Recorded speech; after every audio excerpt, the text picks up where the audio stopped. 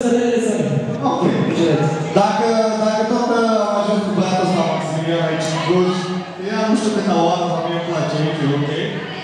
Hai să facem și o serenadă, mă gândesc, nu știu, ok, hai serenadă! Ia, sus! Hai toată lumea mâna sus! Sus! Hai toată lumea mâna sus! Iară și cântă!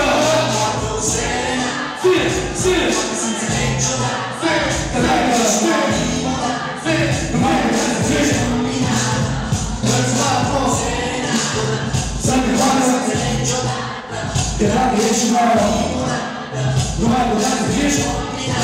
No! Și cum să pot frică? Când frică de țări pot frică, frică de sus și tot frică. Ia tot o putem crede și o căuță frică.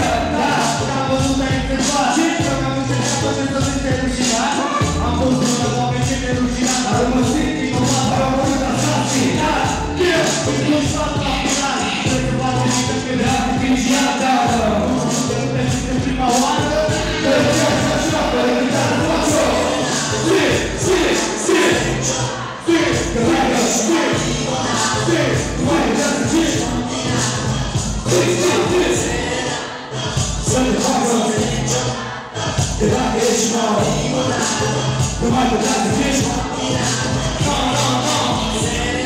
Te-am venit cu tine să la dreptul, ne-am zămare toți băieții să mă facă.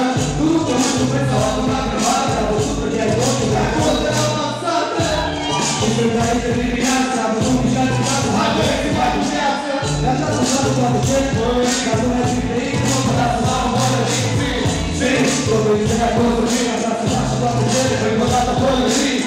Toate la ideea asta, te au tot rău, cu mine, că i-au tot rău, tot. Și fac tot!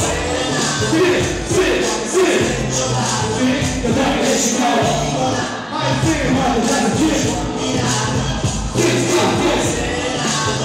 Să ne facă.